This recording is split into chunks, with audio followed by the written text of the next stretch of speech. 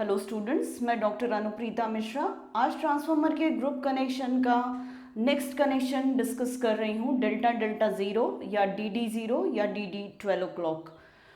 इसमें प्राइमरी और सेकेंडरी दोनों वाइंडिंग्स जो होती हैं वो डेल्टा कनेक्शन में कनेक्टेड रहती है। अब डेल्टा का एडवांटेज क्या है, कहाँ पर हम डेल्टा को यूटिलाइज करेंगे ट्रांसफार्मर के डेल्टा कनेक्शन को। तो ट्रांसफार्मर के डेल्टा कनेक्शन को हमेशा पावर ट्रांसफार्मर में रखा जाता है, क्योंकि पावर ट्रांसफार्मर से जो पावर ट्रांसमिट की जाती है वो सीधे जनरेटिंग स्टेशन से जनरेट हुई पावर जो है वो ट्रांसमिशन लाइंस पर लोड कर दी जाती है। तो डेल्टा कनेक्शन के थ्रू ट्रांसमिशन लाइंस पर हाई वोल्टेज पावर को ट्रांसमिट करना बेटर रहता है। अगर इसमें किसी भी टाइप का फॉल्ट करंट या जीरो सीक्वेंस करंट या फिर थर्ड हार्मोनिक करंट का फ्लो होता है तो डेल्टा जो होता है वो एक लूप प्रोवाइड कर देता है उन करंट्स को, अनबैलेंस्ड करंट्स को फ्लो होने के लिए। तो ट्रांसमिशन लाइंस जो है वो सीधे यहाँ से बैलेंस्ड करंट को कैरी कर सकती है, और जो अनबैलेंस्ड करंट है या जो डिफरेंस ऑफ करंट है between all the three, amongst all the three, वो डिफरेंस ऑफ करंट इसके अंदर सर्कुलेट होकर रह जाता है। तो डेल्टा कनेक्शन हमेशा पावर ट्रांसमिशंस के लिए यूटिलाइज होता है। लास्ट वीडियो में मैंने जैसे बताया था कि स्टार कनेक्शन डिस्ट्रीब्यूशन ट्रांसफार्मर के केस में यूटिलाइज होता है, क्योंकि डिस्ट्रीब्यूशन ट्रांसफार्मर में तीनों फेजेस पे हम तीन डिफरेंट लोड्स लगा के भी पावर ट्रांसमिट कर सकते हैं या पावर सप्लाई कर सकते हैं। पर power transmission from generating station to transmission line जो होता है वो थ्रू डेल्टा कनेक्टेड ट्रांसफार्मर्स ही किया जाता है, क्योंकि फिर से रिपीट कर दूं, अनबैलेंस पार्ट जो होता है करंट का या डिफरेंस ऑफ द करंट होता है वो यहाँ सर्कुलेट होकर रह जाता है, चाहे वो बिकॉज ऑफ थर्ड हार्मोनिक हो या फिर because of zero sequence current हो। तो चलिए अब हम ये स्टार्ट कर देते हैं डिस्कशन इसका कि डेल्टा डेल्टा ज़ीरो डिग्री कैसे अचीव किया जाता है। अब ये जो है प्राइमरी डेल्टा में कनेक्टेड है, सेकेंडरी डेल्टा में कनेक्टेड है। अलाइनमेंट जो होगा ए ट्रांसफार्मर की प्राइमरी का और ए ट्रांसफार्मर की सेकेंडरी का अलाइनमेंट पैरेलली होगा। ऑब्वियस है, प्रैक्टिकली मैं इसको अलग और इसको अलग नहीं कर सकती, वो एक ही कोर पे लपेटी हुई है तो नेचुरली दोनों पैरेलल में ही रहेंगी।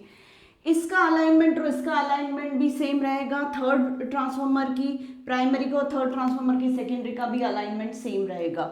सेम मतलब C1 इधर है तो C1 भी यहाँ होगा, C2 इधर है तो ऊपर तो C2 ऊपर रहेगा, B1 अगर राइट साइड में है तो उधर भी B1 राइट में रहेगा, B2 लेफ्ट में है तो B2 लेफ्ट में रहेगा, A1 ऊपर है तो A1 ऊपर रहेगा, A2 नीचे है तो A2 नीचे रहेगा, इस तरीके से। अब हमें ये चेक करना है कि यहाँ और यहाँ की प्राइमरी के अक्रॉस जो वोल्टेज हम दे रहे हैं उसकी वजह से इंड्यूस्ड सेकेंडरी वोल्टेज अपने अपने ट्रांसफार्मर में हर सेकेंडरी वोल्टेज अपने प्राइमरी के साथ सेम फेज में है कि नहीं, तभी हम कहेंगे कि delta delta delta primary delta secondary के बीच में 0 डिग्री का फेज डिफरेंस डेवलप हो रहा है। मतलब इसका प्राइमरी का फेज वोल्टेज और सेकेंडरी के फेज वोल्टेज के बीच में 0 डिग्री का फेज डिफरेंस है। अब हम डॉट की लोकेशन को भी देख लेते हैं। तो जैसा कि मैंने यहाँ पर भी शो करके रखा है, A1 B1 और C1 पर डॉट है प्राइमरी साइड में, तो सेकेंडरी में भी A1 B1 C1 पर डॉट है। तो जब इस डॉट पे पॉजिटिव पोलैरिटी होगी तब इस डॉट पे पॉजिटिव होगी, इस पे पॉजिटिव होगी तो इस पे पॉजिटिव होगी, इस पे पॉजिटिव होगी तो इस पे पॉजिटिव होगी। तो इसी रेफरेंस में मैं अभी मान के चल रही हूँ कि पॉजिटिव पोलैरिटी A1 पर है। अब करंट ऐसे एंटर कर रहा है और यहाँ पे वोल्टेज प्लस वाला है, तो इस वोल्टेज का नाम मैं ए जो है, ए कैपिटल जो है वो हायर पोटेंशियल है with respect to B capital because of this winding. इस वाइंडिंग की वजह से ये पॉजिटिव पोलैरिटी पे, ये नेगेटिव पोलैरिटी पे, तो मेरा जो वोल्टेज होगा वी ए हायर पोटेंशियल है, बी लोअर पोटेंशियल, तो ए को मैं पहले लिख रही हूँ, बी को बाद में लिख रही हूँ, तो वी ए बी ये है वोल्टेज। ऐसे ही वी बी सी में बी हायर पोटेंशियल पर है, B1 हायर पोटेंशियल पर है B2 के रेस्पेक्ट में, तो बी सी नाम वी बी सी ऐसा दे रही हूँ, मतलब एरो हेड बी की तरफ है। ऐसी वी सी ए में एरो हेड सी की तरफ है तो वी सी ए ऐसा हो गया, तो तीनों वोल्टेजेस बैलेंस्ड है। सेम ऐसे ही जब ये हायर पोटेंशियल पर है तो ये हायर पोटेंशियल पर है, मतलब स्मॉल ए स्मॉल बी के रेस्पेक्ट में, मतलब ये जो पॉइंट है, ये जो पॉइंट है ये स्मॉल ए है और ये जो पॉइंट है ये स्मॉल बी है, तो small A B, A higher potential पर है बी के रेस्पेक्ट में, तो वोल्टेज के नेम में ए को पहले लिखूंगी सफिक्स में, बी को बाद में, और जो डायरेक्शन होगी मैं अलाइन टू, मतलब फेजर की डायरेक्शन में वाइंडिंग के ओरिएंटेशन के पैरेलल ही रख रही हूँ, लास्ट दो कनेक्शंस में भी आप देख चुके हैं। तो ये जो वाइंडिंग का ओरिएंटेशन मैंने ट्रांसफार्मर की वाइंडिंग का ओरिएंटेशन रखा है, वो सेम ओरिएंटेशन मैंने फेजर का भी उसको मैच करते हुए रखा है ताकि समझने में ज़्यादा डिफिकल्टी ना आए। तो VAB भी ऐसा ही होगा, ये VAB होगा, VBC आई है तो स्मॉल VBC यहाँ पर लिख देती हूँ, VBC ऐसा है, VCA ऐसा है। इस तरीके से तीनों वोल्टेजेस आ गए। अब हमें मालूम है कि डेल्टा कनेक्शन में लाइन वोल्टेज जो होता है वो फेज वोल्टेज के बराबर होता है, तो VL equal to V phase quantity में भी है ना, और IL equal to √3 I phase, मतलब लाइन करंट जो होता है वो फेज करंट के √3 टाइम्स होता है, तो फेज करंट का √3 टाइम्स लाइन करंट हो गया, ये हो गया। अब मैं डॉट के रिस्पेक्ट में करंट की डायरेक्शन भी इंडिविजुअल फेजेस में समझ लेती हूँ। तो इस डॉट से करंट एंटर कर रहा है, उस करंट का नाम मैं IAB मतलब दे रही हूँ, मतलब क्या, A से B की तरफ करंट बह रहा है तो IAB नाम दिया। तो डॉट से करंट एंटर कर रहा है, तो नेचुरली इसका जो सेकेंडरी साइड होगा उसके डॉट से करंट बाहर निकलेगा, और करंट बाहर निकलेगा, ये इंड्यूस्ड करंट है, तो इसकी direction small b to a है। तो नाम क्या दूंगी मैं, IBA, और डायरेक्शन करंट की ये वाली दूंगी। ठीक है, इन करंट्स को मैं फेजर डायग्राम पर रिफ्लेक्ट कर लेती हूँ। तो VAB ये वाला वोल्टेज है ऐसा, और करंट कैसे बह रहा है, ऐसे बह रहा है, डायरेक्शन से कोई फर्क नहीं पड़ रहा है, पर VAB को IAB जो है वो 5 एंगल से लैग करेगा। नेचुरली ये इंडक्टिव सर्किट है, इसका जो पावर फैक्टर एंगल मैं ले रही हूँ वो 5 ले रही हूँ वाइंडिंग का, तो IAB जो है वो VAB को 5 एंगल से लैग करेगा। तो सिमिलरली VBC को, मतलब ये VBC है, VBC को IBC कितने एंगल से लैग करेगा, 5 से। ऐसे ही VCA को ICA कितने एंगल से लैग करेगा, 5 से लैग करेगा। इस तरीके से तीनों करंट्स अपने अपने वोल्टेजेस को 5 एंगल से लैग करेंगे प्राइमरी फेजर डायग्राम में, और एक्चुअली भी। और सेकेंडरी में अब मैं समझ लेती हूँ, डॉट से करंट बाहर निकल रहा है, करंट की डायरेक्शन B टू A है, तो करंट का नाम IBA होगा। पर ठीक है, इस वाइंडिंग का वोल्टेज VAB है और बहने वाला करंट IBA है, तो फेजर डायग्राम पर VAB जो होगा वो IBA से 5 एंगल से लीड करेगा। सिमिलरली ICB जो होगा VBC को 5 एंगल से लैग करेगा, IAC जो होगा वो VCA को 5 एंगल से लैग करेगा। इस तरीके से तीनों करंट्स, फेजर करंट्स अपने अपने वोल्टेजेस को लैग करेंगे। अब लाइन वोल्टेजेस तो यही है, यही लाइन वोल्टेजेस है जो फेज वोल्टेजेस है, क्योंकि डेल्टा कनेक्शन है। पर करंट्स कैसे हैं, लाइन करंट्स जो होते हैं वो फेज करंट्स के √3 टाइम्स होते हैं। तो मैं KCL से लाइन करंट का मैग्नीट्यूड निकाल सकती हूँ। कैसे, IA जो है ये करंट, यहाँ पर मैं KCL लगाऊं A पर, तो आने वाला करंट IA है, और इधर से भी आने वाला करंट IC है, और जाने वाला करंट IAB है। तो IA current is equal to IAB minus ICA हो सकता है। ऐसे ही IB equal to IBC minus IAB होगा, और IC is equal to ICA minus IBC होगा। सिमिलरली हम यहाँ पर भी इन नोट्स पर KCL इक्वेशन लिख के हम लाइन करंट्स निकाल सकते हैं। अब इन KCLs को मैं रिफ्लेक्ट कर सकती हूँ फेजर डायग्राम पर। तो चलिए मैं IA बनाने की कोशिश करती हूँ, IAB और माइनस ICA से। तो ICA इधर है तो माइनस ICA ये हो जाएगा, तो माइनस ICA और IAB के पैरेललोग्राम दोनों मिलकर कंप्लीट करेंगे, तो उसके डायगोनल पे मैं IA शो कर सकती हूँ। ये law of addition of phasors है थ्रू पैरेललोग्राम। तो ऐसे ही पैरेललोग्राम यहाँ बनेगा तो IB उसका डायगोनल होगा, ऐसे ही पैरेललोग्राम यहाँ पर बनेगा तो उसका डायगोनल IC होगा। इस तरीके से तीनों लाइन करंट्स मैं शो कर सकती हूँ। सिमिलरली यहाँ पर भी मैं लाइन करंट्स IA शो करना है, तो IBA ये है, IAC जो होगा वो इसका रिवर्स बनेगा यहाँ पर, और इसके इन दोनों के पैरेललोग्राम से मुझे क्या मिलेगा, IA मिलेगा। ऐसे ही मुझे IB मिल जाएगा, ऐसे ही मुझे IC मिल जाएगा, तो तीनों लाइन करंट्स मुझे सेकेंडरी साइड में भी मिल जाएंगे। तो ये फेजर डायग्राम्स हो गए। तो यहीं से मैं समझ सकती हूँ कि दोनों प्राइमरी के फेज वोल्टेज और सेकेंडरी के फेज वोल्टेज के बीच में 0 डिग्री का फेज डिफरेंस है कि नहीं। तो आप देखिए यहाँ पर ये रेफरेंस है VBC कैपिटल वाला, स्मॉल VBC ये रेफरेंस है, और इससे 120 डिग्री पर VAB है, और इससे 120 डिग्री पर VAB स्मॉल लेटर्स है। तो तीनों फेज वोल्टेजेस एक दूसरे के साथ सेम फेज में है, मतलब 0 डिग्री का फेज डिफरेंस है। इसका मतलब ये प्राइमरी में दिया गया वोल्टेज, सेकेंडरी में जो इंड्यूस हो रहा है वोल्टेज है, वो दोनों एक दूसरे के साथ 0 डिग्री पर ही रहते हैं। तो हम आसानी से फेजर डायग्राम से समझ पा रहे हैं। अब मैं ये देखूं कि इस 0 degree phase difference primary secondary के फेज वोल्टेजेस के बीच में मेंटेन करने के लिए जो कनेक्शन हमें क्रिएट करना पड़ रहा है वो कैपिटल A1 को C2 से कनेक्ट करके A बताना पड़ रहा है। तो कैपिटल A1 को C2 से कनेक्ट करके A बता रहे हैं, कैपिटल A2 और B1 को कनेक्ट करके B बता रहे हैं, और B2 और C1 को कनेक्ट करके C। और सेम ऐसे ही यहाँ पर स्मॉल A1 और स्मॉल C2 से A टर्मिनल बन रहा है, A2 को B1 से कनेक्ट करके B टर्मिनल, B2 को C1 से कनेक्ट करके C टर्मिनल, ऐसे करके ये हमारा कनेक्शन डायग्राम बन जाएगा। तो प्राइमरी दिया हुआ वोल्टेज सेकेंडरी में इंड्यूस हुए वोल्टेज के साथ सेम फेज में रहेगा। अब अगर मैं ट्रांसफॉर्मेशन रेशियो की बात करूं तो एक ट्रांसफार्मर का ट्रांसफॉर्मेशन रेशियो K है, तो इनके मैग्नीट्यूड्स का मतलब secondary phase voltage divided by primary phase voltage, तो मैं AB को ले रही हूँ, BC को, CA को, तो वो किसके बराबर, K के, magnitude upon magnitude. K is also equal to second primary का फेज करंट और डिवाइडेड बाय सेकेंडरी का फेज करंट, वो K हो जाएगा। तो अब नाम क्या ले रही हूँ, प्राइमरी के फेज करंट को अगर एक ट्रांसफार्मर के रिस्पेक्ट में बात करूँ तो ये IAB करंट है और ये IBA करंट है। मैं मैग्नीट्यूड ले रही हूँ, डायरेक्शंस या फेजर के रेशियोज नहीं ले रही हूँ। तो IAB क्या मैग्नीट्यूड और अपॉन IBA स्मॉल मैग्नीट्यूड जो होगा वो भी K होगा। अब लाइन फेज वोल्टेजेस जो है वही लाइन वोल्टेजेस है, तो फेज वोल्टेजेस का रेशियो K है, तो लाइन सेकेंडरी लाइन वोल्टेज और सेकेंडरी फेज वोल्टेज का रेशियो भी कितना होगा, K ही होगा। करंट के रिस्पेक्ट में बात करें, फेज करंट का √3 टाइम्स जो होता है वो लाइन करंट होता है, तो ठीक है, ये फेज करंट्स का जो है उसको √3 से मल्टीप्लाई कर दिया ऊपर नीचे, तो ये लाइन करंट बन गया है। तो ये प्राइमरी का लाइन करंट हो गया, या सेकेंडरी का लाइन करंट हो गया, L for line, S for secondary, L for line, P for primary. तो ये रेशियो भी कितना होगा, K।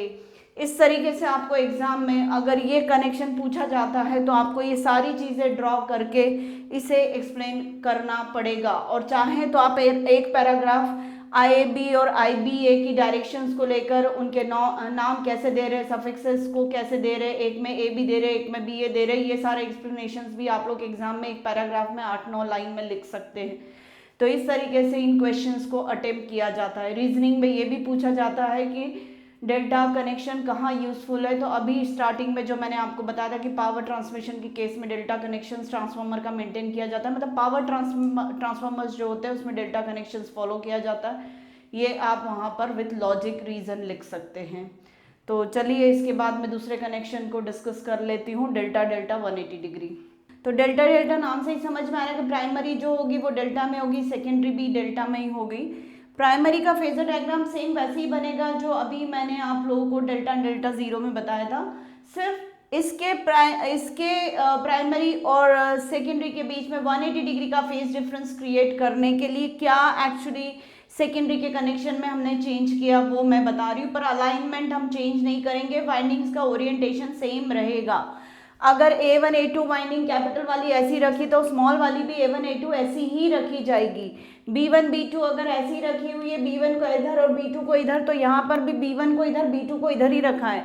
ऐसी C1 C2 ऐसे रखी हुई, तो इसी के अलॉन्ग हमने C1 C2, C1 नीचे है तो यहाँ भी नीचे और C2 है, सेम अलाइनमेंट के साथ हमने रखा है, बस उनको प्लेसमेंट वाइंडिंग्स का हमने कनेक्शन चेंज कर दिया है। पर कनेक्शन चेंज करने से क्या हो रहा है, तो वो हमने फेजर डायग्राम से इस सर्किट को या स्कीमेटिक डायग्राम को हमने मैप किया, जिससे हमें समझ में आ जाए कि फेज डिफरेंस 180 डिग्री का क्रिएट हो रहा है कि नहीं। तो चलिए यहाँ पर डॉट की लोकेशन A1 पर है, यहाँ A1 पर है, B1 पर है, B1 पर है, C1 पर है, C1 पर है। जब यहाँ से लाइन करंट एंटर होगा तो इस जंक्शन पर करंट का डिस्ट्रीब्यूशन होगा, तो यहाँ पर करंट जो है डॉट से एंटर करेगा और वो current capital A to B flow हो रहा है, इसलिए उसका नाम IAB हो गया होगा। अब यहाँ पे जो है A1 और B2 के टर्मिनल को मैं B नाम दे रही हूँ, A2 और C1 के टर्मिनल को नाम A दे रही हूँ, और C और B1 और C2 के टर्मिनल को नाम मैं C दे रही हूँ। नाम से एज सच कुछ नहीं होगा, पर फिर भी हमको सीक्वेंस A B और C मेंटेन करना है, ये साइक्लिक हमें मेंटेन करना है। यहाँ पर भी देखें तो A B और C ही मेंटेन है। यहाँ पर भी देखें तो ए बी और सी ऐसे क्लॉकवाइज डायरेक्शन में मेंटेन्ड है। और आप प्रीवियस सर्किट्स भी स्टार स्टार 0 और स्टार स्टार 180 डिग्री को देखेंगे तब भी ये सीक्वेंस मेंटेन रखा था। तो अब A1 B2 को मैं B टर्मिनल नाम दे रही हूँ, A2 C1 को A टर्मिनल नाम दे रही हूँ, B1 C2 को C टर्मिनल नाम दे रही हूँ। तो अब यहाँ पर ए बी ये वाली जो वाइंडिंग है, इस वाइंडिंग में A1 A2 में यहाँ पर करंट डॉट से बाहर निकलेगा, तो ये बाहर निकल रहा है। कहाँ से कहाँ फ्लो रहा है? ए से बी की तरफ फ्लो रहा है, तो इसका नाम IAB होगा। और वोल्टेज हायर कौन सा पोटेंशियल है? बी टर्मिनल हायर पर है, क्योंकि डॉट बी की तरफ है, स्मॉल ए पर डॉट नहीं है इस वाइंडिंग का। बी की तरफ डॉट है, A2 पर डॉट नहीं है, A1 पर डॉट है, इसलिए बी टर्मिनल हायर पोटेंशियल पर है और A2 पर डॉट नहीं है, इसलिए ए लोअर पोटेंशियल पर होगा। तो वोल्टेज की डायरेक्शन VBA हो जाएगी। तो इसी के अलोंग मैं VBA दिखा रही हूँ, मतलब VAB के अलोंग मुझे VBA मिल रहा है। ऐसे ही मुझे VBC के अलोंग यहाँ पर VCB मिलेगा, क्योंकि B1 टर्मिनल C से कनेक्टेड और इस पर डॉट है, और B2 टर्मिनल पर डॉट नहीं, इसे B लोअर पोटेंशियल पर है, तो C हायर पर रहेगा, B लोअर पर रहेगा, तो नाम VCB हो जाएगा। ऐसे ही VAC इसका नाम है। तो यहाँ पे मुझे समझ में आ रहा है कि 180 डिग्री का फेज डिफरेंस कैसे, VAB ले रही हूँ तो उसकी डायरेक्शन ये हो जाएगी और ये VBA की डायरेक्शन। अगर मैं चाहूँ कि VAB की डायरेक्शन क्या होगी, VAB की डायरेक्शन क्या होगी, तो मैं 180 डिग्री से इसको अपोजिट में लेके समझ सकती हूँ। तो VBA ये हो गया, इसके जस्ट अपोजिट VAB हो गया। मतलब आप देखिए कि कैपिटल VAB मुझे यहाँ मिल रहा है और स्मॉल VAB मुझे यहाँ मिल रहा है, तो इनके बीच में फेज डिफरेंस 180 डिग्री का क्रिएट हो गया है। तो मेरा पर्पस सॉर्ट आउट हो गया है। तो VAB के 180 डिग्री पे VAB है, VCA के 180 डिग्री पे VCA है, और VBC के 180 डिग्री पे VBC है सेकेंडरी में। हम चाहें तो ये दोनों फेजर डायग्राम एक ही में ड्रॉ कर सकते हैं, पर बहुत क्लमजीनेस बन जाएगी, बहुत सारे फेजर्स आ जाएंगे तो कंफ्यूजन क्रिएट हो जाएगा। इसलिए हम प्राइमरी का फेजर डायग्राम सेकेंडरी के फेजर डायग्राम से अलग अलग बनाते हैं। अब लाइन करंट्स हम निकाल सकते हैं KCL की मदद से, और प्राइमरी में तो किया ही हुआ है, सेकेंडरी में भी हम कर सकते हैं। तो यहाँ पर IA करंट इधर बह रहा है, तो वो किसका अलजेब्रिक सम होगा? ICA माइनस IAB का। तो ICA माइनस IAB, इसको भी मैं यहाँ पर रिफ्लेक्ट करना चाहूँ तो ICA ये वाला हो गया और IAB का अपोजिट ये वाला हो गया, माइनस IAB ये वाला हो गया। तो इन दोनों के पैरेललोग्राम से मुझे नेट IA मिल जाएगा यहाँ पर। इस तरीके से मैं बाकी के दोनों भी लाइन करंट्स निकाल सकती हूँ। तो मुझे VAB और VAB प्राइमरी और VAB सेकेंडरी में 180 डिग्री का फेज डिफरेंस मिल गया। KCL इक्वेशन को मैं यहाँ भी रिफ्लेक्ट कर चुकी हूँ। यहाँ पर एक KCL इक्वेशन को रिफ्लेक्ट किया, आप अलग अलग पेन से यूज़ करके आप बाकी के दोनों लाइन करंट्स को भी यहाँ शो कर सकते हैं KCL की मदद से, और बाकी के दोनों लाइन करंट्स को भी यहाँ पे आप शो कर सकते हैं KCL की मदद से। मतलब मेरा ये वाला सेकेंडरी का ये कनेक्शन सक्सेसफुल रहा। इसके फेज वोल्टेज में दिए गए वोल्टेज के बिल्कुल 180 डिग्री पर यहाँ पर वोल्टेज इंड्यूस हो रहा है अपनी अपनी वाइंडिंग में, अपनी अपनी सेकेंडरी में। तो कनेक्शन मुझे कैसा करना पड़ेगा? A1 को B2 से कनेक्ट करना पड़ेगा। तो A1 को B2 से कनेक्ट किया, A1 को B2 से कनेक्ट किया, फिर B1 को C2 से, B1 को C2 से, फिर C1 को A2 से, A2 को C1 से, ऐसे करके। तो A2 C1 वाले टर्मिनल को A बोल रहे हैं, A1 B2 टर्मिनल को B बोल रहे हैं, और B1 C2 टर्मिनल को C बोल रहे हैं। इस तरीके से वो टर्मिनल बाहर ले लिए, उस पर हम लोड लगा सकते हैं। अब अगर मैं वोल्टेज रेशियोज की बात करूं तो यहाँ का वोल्टेज है, सेकेंडरी का वोल्टेज है VBA और प्राइमरी का वोल्टेज है VAB। तो मैग्नीट्यूड का रेशियो ले रही हूँ मैं, डायरेक्शन फेजर कुछ नहीं। मैं सेकेंडरी में इंड्यूस हुआ है फर्स्ट ट्रांसफार्मर का वोल्टेज VBA ले रही हूँ, तो डिनोमिनेटर में प्राइमरी का VAB ले रही हूँ। ऐसे करके मैंने रेशियो मेंटेन किया, जो K है ट्रांसफॉर्मेशन रेशियो। और अगर करंट्स के रेशियो को लूँ तो ये वाला करंट IAB है, तो ये वाला करंट भी IAB है। डायरेक्शन कुछ भी हो, पर मैग्नीट्यूड का रेशियो जो होगा वो primary current upon secondary current, phase current जो होगा वो K के बराबर होगा। नेचुरली प्राइमरी सेकेंडरी का फेज वोल्टेज अपॉन प्राइमरी का फेज वोल्टेज भी K है। लाइन का भी रेशियो कैसा हो जाएगा, लाइन वोल्टेजेस का, वो भी K हो जाएगा। और ये फेज करंट्स को √3 से मल्टीप्लाई कर दिया न्यूमरेटर डिनोमिनेटर में, तो ये line current primary upon line current secondary हो जाएगा, वो भी K हो जाएगा। इस तरीके से ये आपका पूरा डेल्टा डेल्टा ज़ीरो और डेल्टा डेल्टा 180 डिग्री मैंने समझा दिया। पैटर्न सेम चलता है, star star zero star star 180 degree या delta delta zero delta delta 180 degree को समझना मुश्किल नहीं है। थोड़ा डिफिकल्ट है +30 डिग्री -30 डिग्री स्टार डेल्टा या डेल्टा स्टार का, तो वो मैं नेक्स्ट वीडियो में कवर करूँगी। तो उम्मीद है आप लोगों को मेरा ये एक्सप्लेनेशन समझ में आया होगा, ग्रुप कनेक्शन भी आपको क्लियर हो गया होगा, और कहाँ डेल्टा यूज़ करते हैं, कहाँ स्टार कनेक्शन यूज़ करते हैं ट्रांसफार्मर्स का, वो भी रीजनिंग मैंने दे दिया। कहीं कहीं आपके इलेक्ट्रिसिटी बोर्ड के या पावर ग्रिड के इंटरव्यूज़ में इस टाइप के क्वेश्चंस पूछे जाते हैं। तो अगर ये क्लैरिफिकेशन आप यहाँ से समझ कर या अपने कॉन्सेप्ट्स को क्लियर रखते हैं तो आपको इसका बहुत फ़ायदा होगा। तो अगर आपको आज का वीडियो पसंद आए तो प्लीज़ मेरे आज के वीडियो को तुरंत लाइक कर दीजिए और मेरे चैनल को सब्सक्राइब करिए। Thank you.